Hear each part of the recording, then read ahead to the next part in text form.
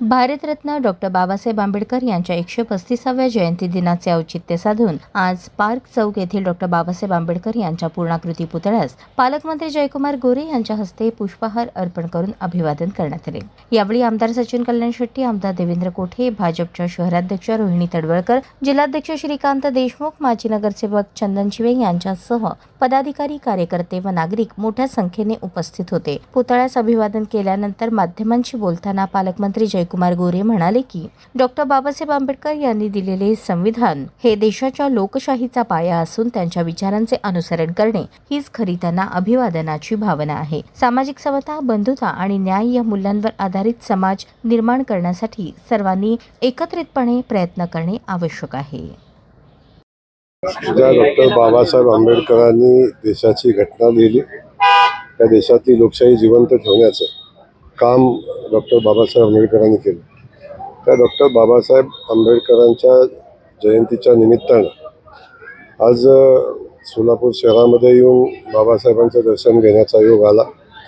वास्तविक बाबासाहेबांचं दर्शन तर आम्ही सातत्याने घेत असतो, पण सोलापूरमध्ये घेण्याचा एक वेगळा आनंद आहे की या शहराला एक संस्कृती आहे आणि डॉक्टर बाबासाहेबांच्यावर प्रेम करणारा मोठा वर्ग या परिसरामध्ये, सोलापूरमध्ये खास करून ही जयंती मला वाटते महाराष्ट्रामध्ये सगळ्यात मोठी जयंती बाबासाहेबांची या ठिकाणी साजरी होते आणि सगळ्या समाजाची लोक प्रचंड मोठ्या उत्साहाने त्यामध्ये सहभागी होतात। या ठिकाणी येण्याचा दर्शन घेण्याचा एक वेगळी अनुभूती या ठिकाणी मिळते। बिलकुल मी रविवारी पण मिरवणुकीमध्ये येणार आहे। आपण या मिरवणुकीमध्ये सहभागी व्हायला मला आवडेल, कारण मला वाटतं महाराष्ट्रातील सगळ्यात मोठी मिरवणूक या ठिकाणी होते आणि सोलापूर शहर हे संस्कृती जपणारं शहर आहे।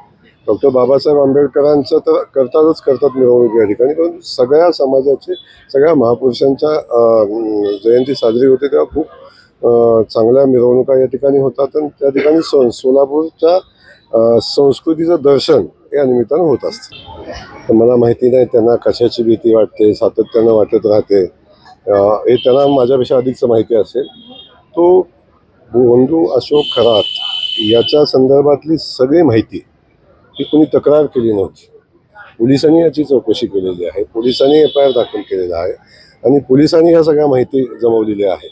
त्यामुळं शासनानं केलेल्या चौकशीवर मुळेच बंधू अशोक खरात पुढे आलेले आहेत। त्यामुळे आता विनाकारण या चौकशीच्या ह्याच्यामध्ये राजकारण करणं मला वाटतं उचित नाही आणि एवढ्या सुसंस्कृत खासदारांनी तर असं करू नये असं माझं मत आहे। 30 वर्षापूर्वी काँग्रेसनं हे विधेयक पारित केलं होतं, आता त्याच्यावर ते करतायत, पण हे विधेयक आणत असताना विरोधकाला विश्वासात घेतलं जात नाही आणि विशेष म्हणजे लोकशाहीची हत्या करण्यामध्ये भाजपा व्यस्त आहे। मला एक समजत नाही, जर काँग्रेसनं महिला विधेयक मंजूर केलं होतं तर मग आता नव्यानं मंजूर करण्याची आवश्यकता का भासते?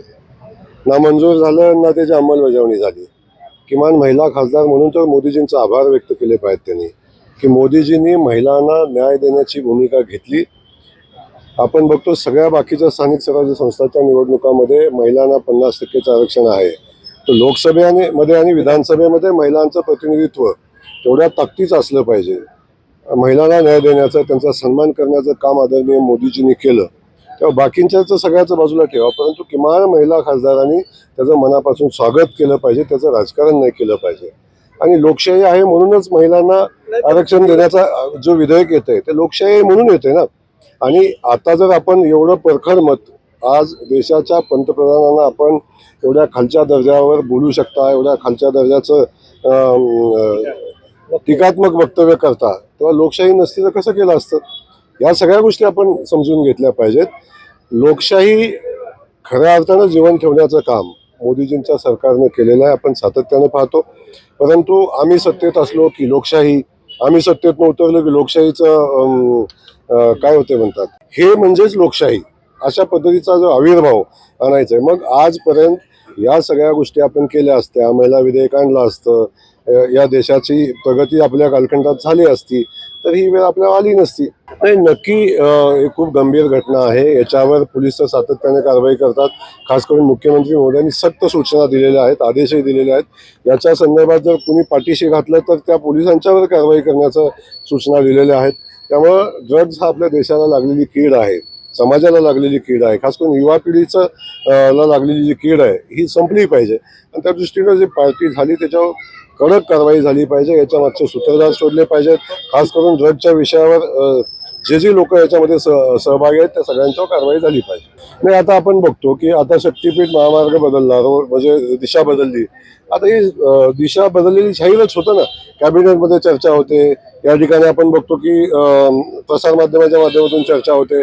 तेव्हा ही लोक जे असतात यांना सातत्यानं तत्पर पैसा कुठे मिळेल याचं नॉलेज असतं आणि ते पटकन अशा व्यवस्थेमध्ये सहभागी होतात आणि अशा घटना करत असतात. परंतु एक लक्षात घेतलं पाहिजे की या सगळ्याच्या पाठीमागं नेमकं कशा पद्धतीनं षडयंत्र असतं. हे फक्त शक्तीपीठ महामार्गाच्या इथं नाही, अनेक ठिकाणी अशा गोष्टी घडत असतात. त्याच्यावर बारकाईनं लक्ष माननीय मुख्यमंत्री महोदयांचं आहे. कारण आम्ही बघितलं जेव्हा शक्तीपीठ महामार्गाचा मार्ग बदलायचा होता तेव्हा अनेक अधिकाऱ्यांनी विरोध केला होता. तेव्हा शंका अशी निर्माण झाली की संबंधित अधिकाऱ्यांनी काय इथं जमिनी खरेदी केल्यात का काय. त्यामुळे या सगळ्या गोष्टी अशा गंभीर आहेत. परंतु मी आपल्याला सांगेन की शेवटी लोकाच्या हिताचा मार्ग कुठला आहे.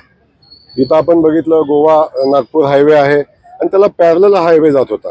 तेव्हा ज्या ठिकाणी कनेक्टिव्हिटी नाही, ज्या ठिकाणी विकासाची खऱ्या अर्थानं आवश्यकता आहे अशा ठिकाणाहून शक्तीपीठ महामार्ग गेला पाहिजे, ही माननीय मुख्यमंत्री मोदयांची भूमिका होती. त्या अनुषंगानं तो गेला. शिखर शिंगणापूर आपल्याला माहिती आहे खूप मोठं देवस्थान आहे, त्याच्या पायथ्यातनं तो जातो. गोंदवलेकर महाराजांचं स्थान आपण बघतो की ज्याची महाराष्ट्रामध्ये खूप मोठी श्रद्धा लोकांची देशामध्ये आहे. तेव्हा अशा ठिकाणाहून हा महामार्ग आता जाणार आहे.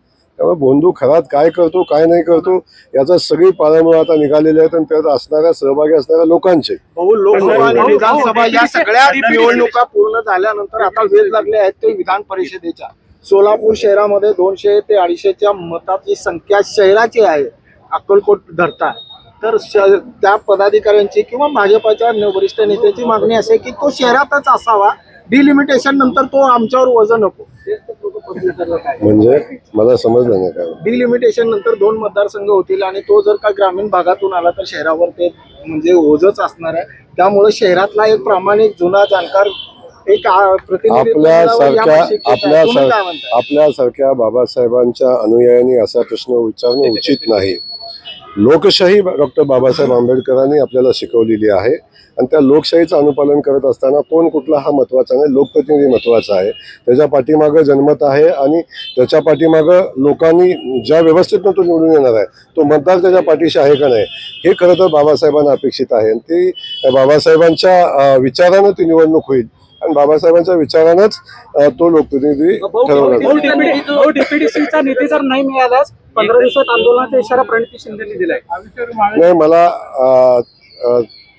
आता त्या मला खूप मोठा दुश्मन समजतात, माझ्याबद्दल खूप खालच्या पातळीचे वक्तव्य करतात. परंतु त्या माझ्या भगिनी आहेत आणि मी त्यांना माझा सल्ला हाच आहे की आपण डॉक्टर बाबासाहेब आंबेडकरांच्या विचाराचे गुणगान आपण गाता तेव्हा DPDCच्या कार्यपद्धतीचं आपण अवलोकन करावं, त्याचा अभ्यासही करावा.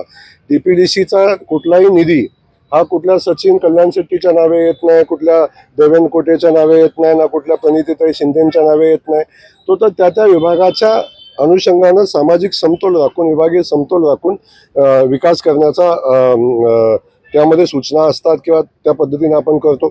मला एक सांगा, सोलापूर शहरामध्ये DPDCतला किमान 125 कोटीच्या आसपासचा निधी खर्च झाला आहे. तो सोलापूर शहरामध्ये खर्च झाला ना, तो पाकिस्तानमध्ये खर्च झालेला नाही. आपण समजून घेतलं पाहिजे की तेव्हा त्यांनी हा शहरामध्ये विकास झाला. ते अशा पद्धतीचा आविर्भाव आणतायत की शहरातला किंवा जिल्ह्यातला निधी कुठेतरी बाहेर नेऊन खर्च केला अशा पद्धतीत सांगतात. कुठलाही निधी व्यक्तिगत कुणाच्याही नावे मंजूर होत नाही. ताईंना माझी विनंती आहे, ताई या शहरामध्ये जे काम झालंय, ज्या ज्या ठिकाणी निधी दिलाय, आता MIDCचं काम आपण घेतलं, देवेंद्र कोटेजींनी खूप प्रयत्न करून ते निवडून काम मंजूर करून आणलं. त्याच्यासाठी आम्ही जो शेअर दिला DPDCतनं दिला, 12.5 कोटी रुपये दिले आम्ही, महानगरपालिकेने दिले. आता ताईंना आमचा प्रश्न आहे की बाबा तो देऊ नको का. त्यांनी शिफारस केलेल्या कामाला मंजुरी मिळत नाही. ताईंनी, खासदार साहेबांनी जी शिफारस ताईंनी शिफारस योग्य वेळी केली पाहिजे. जेव्हा कामं मंजूर करतात तेव्हा केली पाहिजे आणि ती दिल्लीतनं न करता इथं येऊन केली पाहिजे. या सगळ्या गोष्टी आपण बघितल्या पाहिजे. नव्यानं शिवसेनेत आलेले शिवसैनिक आपल्यावरती टीका करतायत. तेव्हा गोरे निधी मंजूर करणारा माणूस इथं बसलाय असं एकेरी भाषेत आपल्याला बोलतात. सन्माननीय भगीरथ भालके हे आदरणीय भालके नानांचा वारसा सांगतात. भालके नानांचा वारसा सांगत असताना भगीरथजींनी भालके नानांचे आणि जयकुमार गोरेचे संबंध कदाचित विसरले असतील. ते भालके नानांना जेव्हा पाण्याचा प्रश्न सोडवायचा होता, भालके नाना 2 महिने जेव्हा मुक्काम करून मुंबईमध्ये थांबले होते, तेव्हा याच जयकुमार गोरेनं भालके नानांच्या मदतीला, राज्यपालाच्या भेटीला, मुख्यमंत्र्यांच्या भेटीला, या सगळ्या व्यवस्थेमध्ये जयकुमार गोरे भालके नानांच्या पाठीशी ठामपणे उभा होता. आणि माझा मतदारसंघ नसतानाही त्यामुळं ज्याची त्याची संस्कृती आहे, कुणी आरतुरे बोलावं, कुणी काय बोलावं, पण एक सांगतो की त्यांनी त्यांची संस्कृती दाखवलेली आहे आणि मला वाटतं भालके नानांना बिलकुल हे अपेक्षित नाही. त्यामुळं आणि पंढरपूर शहरात तर बिलकुल नाही. त्यामुळे ते काय म्हणतात त्याला अधिकचं महत्त्व नाही. निवडणूक असते, निवडणुकीच्या वेळी ज्या ज्या प्रचारामध्ये काही गोष्टी असतात, मी माझ्या पक्षाचं काम करेन, मी माझी भूमिका मांडेन. त्यामुळं आता माझ्या निधीची आवश्यकताच त्यांना राहिलेली नाही. त्यांच्याकडे निधी देणारी खूप मोठी माणसं आता मिळालेली आहेत. त्यामुळे त्यांना खूप मोठ्या शुभेच्छा आहेत. राजकीय 87चा फिगर आहे सभागृहामध्ये आणि त्या सभागृहामध्ये आता शिस्तपालन समितीची अपेक्षा आहे असं वाटतं का तुम्हाला? बिलकुल. आपण बघता महानगरपालिका आहे, एक गोष्ट समजून घेतली पाहिजे, सगळे सदस्य नवीन आहेत. अगदी काय हाताच्या बोटावर मोजण्यासारखे सदस्य जे जुने आहेत, ज्यांना अनुभव आहे, काही नवीन सदस्य बहुतांश आहेत, त्यांना प्रशिक्षणाची आवश्यकता आहे, कामाच्या अनुभवाची आवश्यकता आहे. आता आम्ही आमच्या पक्षाकडून आमच्या सगळ्या नगरसेवकांना या कामकाजाबद्दलचं प्रशिक्षण आम्ही देतोय. त्यामुळे त्याही संदर्भात शिस्त आम्ही जेव्हा प्रशिक्षण देतोय तेव्हा शिस्तीचंही देऊ, पण समोरच्यानी शिस्त पाळायची का नाही तो त्यांचा विषय. समोरच्यानी शिस्त नाही पाळली तर त्याला शिस्तीत कसं आणायचं याचं प्रशिक्षण दिलं जाईल.